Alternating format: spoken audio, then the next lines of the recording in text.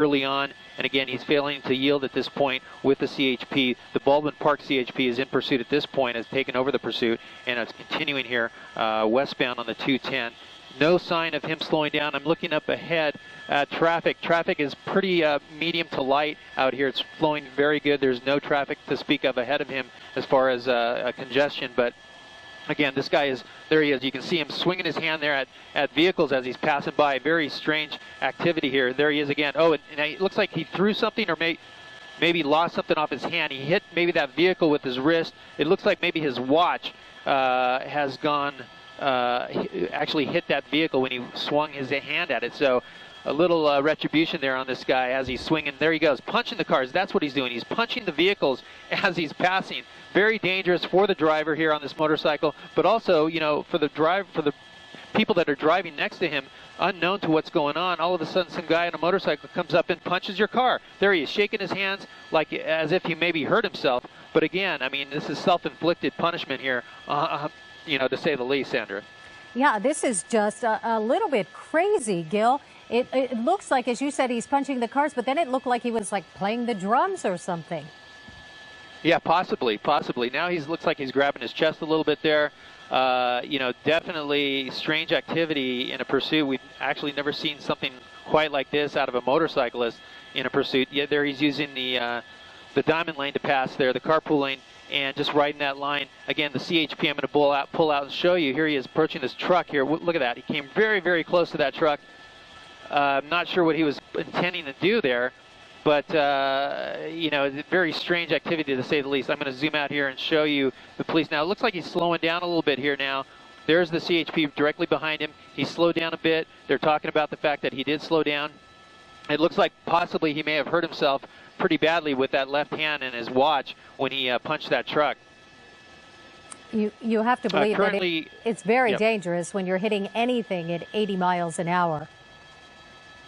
Absolutely, Sandra. We're now in the Monrovia area here on the 210, continuing 210 westbound. Again, high-speed chase here of this motorcycle coming out of the San Bernardino area. Again, this rider being very reckless. At one point, the CHP was reporting that he was doing tricks on the motorcycle during the pursuit. And again, reports of him hitting cars with his helmet. Now we've seen him actually punching cars. That looks like it has caused him some great pain there with that left hand. He's not really using it a whole lot. It's possible that he may have broken that hand. He's not able to use it. You can see something dangling from his wrist there. It looks like possibly a watch. That when he passed that vehicle and punched that vehicle, it looked like he may have caught it on the side mirror of that car.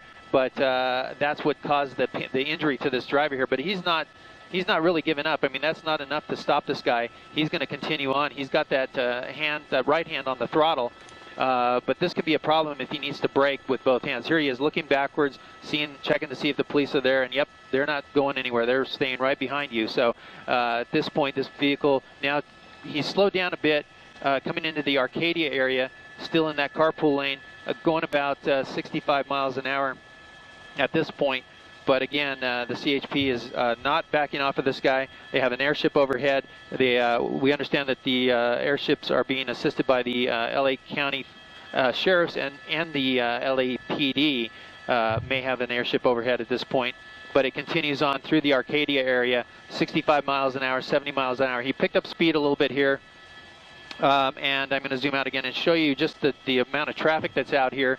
He's backed off from hitting any vehicles with his hands at this point, and it's probably because it's caused him quite a bit of pain.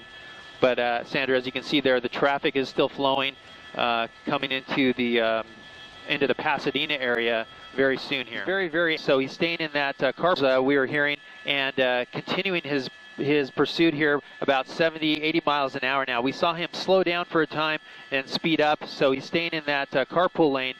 Now, one of the problems with the motorcycle pursuit is the CHP really can't do a pit maneuver on this without seriously, you know, injuring the driver here.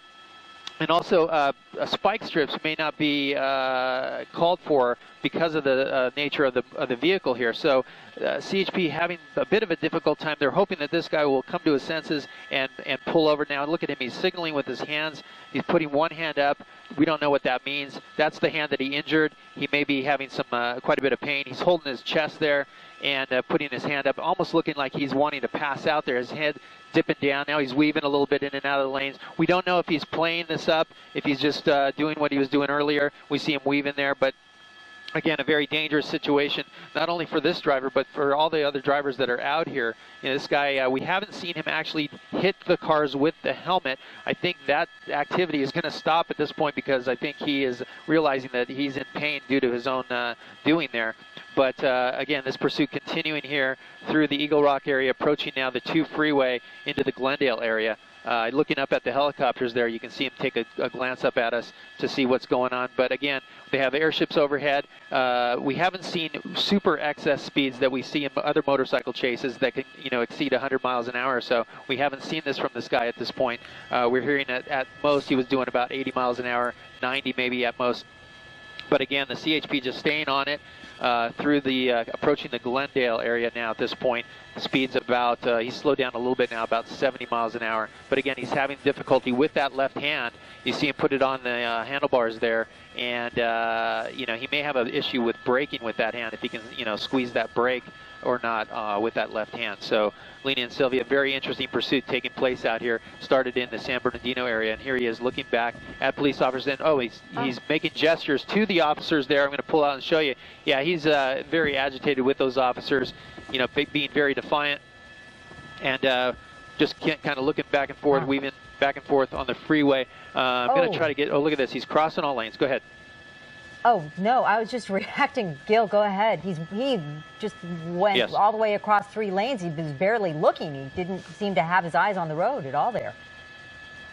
Yeah, exactly. But the thing is, I'm going to pull out and show you, the CHP has started a traffic break. They've stopped all traffic from passing the vehicle. You can see some cars coming on the on-ramp here. And looking ahead here, the freeway traffic still is medium to light, but now he's past that 2 freeway. He's approaching now the 5 interchange, so this is the 134 he's on right now. We'll be approaching the 5 freeway here in just a few minutes, going through the Glendale area.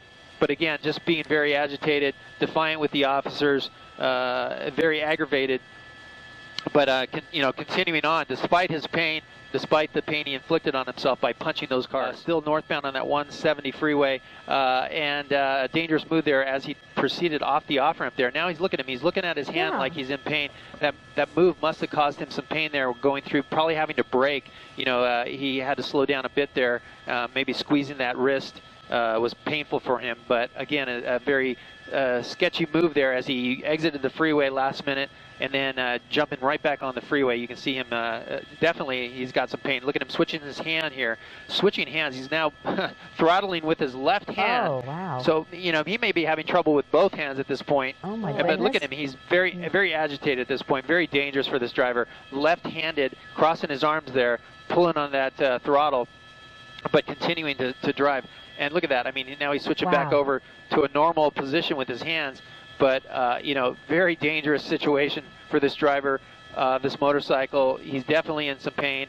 And, you know, it just boggles the mind why he wouldn't just pull over and give it up. Yeah, and you can easily understand how at that rate of speed, by reaching out and even putting his hand in the way of another car as he's passing, allowing the other car to smack him in the hand and in the wrist, that he could have broken a bone. He could have broken several bones.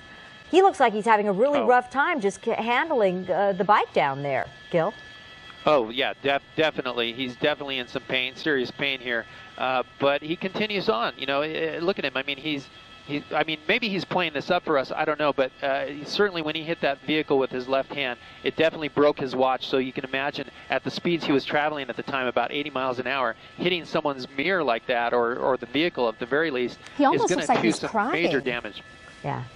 Yeah, exactly. Yeah, you got to wonder. Bowing down his head.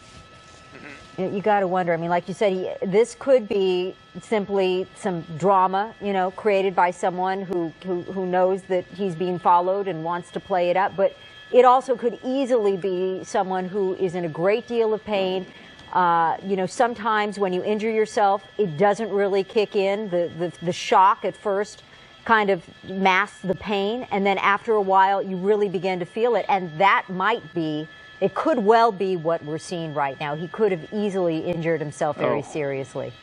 Oh, this is very dangerous here. You know, he's picked up speed here really fast. He's approaching traffic on the 170 coming up to Roscoe. The traffic is always heavy here. There's a new bridge that they built here, commuter lanes here to get on that 5 freeway. We can see out the window that the traffic is backed up. You can see him passing cars. He's starting to slow down, shaking his wrist there, but very dangerous. Approaching the traffic, he speeds up. You know, it really speaks to this guy's mental status. I mean, thinking about, you know, just the cars changing lanes. Look at that, real close to that motorcycle. Almost hit him. Almost hit that fellow motorcyclist there. You know, the question is, how can he control this motorcycle any further in all this pain? Yeah, Gil, thank you. Let's go to the phone right now. We have Officer Vince Ramirez with the CHP. And Officer Ramirez, can you tell us, you've got some motorcycle units behind this guy, right? That is correct. It looks like we have a couple of motorcycle units behind this vehicle. Again, you know, each of these pursuits is different. In this situation, obviously, being a motorcycle being a little more agile and able to maneuver between vehicles. So, you know, looks like he's running out of real estate here. But Officer Ramirez, I'm so sorry to cut you off, but we're going to go back up to our Gil Levis and Sky 9 to tell us exactly where this guy is right now. He obviously went off the freeway into a construction zone of some sort. Where does this lead him, Gil? That's right. This is right at the 170 and the 5 freeway, the construction area. There he's down. He's down on the ground. He's given it up here. He didn't have anywhere to go at this point. The 5 freeway is just in front of him, and you can see he's just in agony there. But he went off into the construction area on that 170. There's officers with the guns drawn, both motor officers there with the gun drawn. They're talking to him at this point. They're seeing if he's going to resist or not, but he's not moving. And there he's not complying with the officers. They want him to lay down, lay flat. And that's what he's done now. They've had to make him get into that position because he's not responding. There they go. The officer's doing a great job here putting the cuffs on him. But this pursuit is over in a very dangerous spot. This motorcyclist had nowhere to go as he got into that construction zone right there in the midst of the 170 and the 5 interchange here near Pacoima.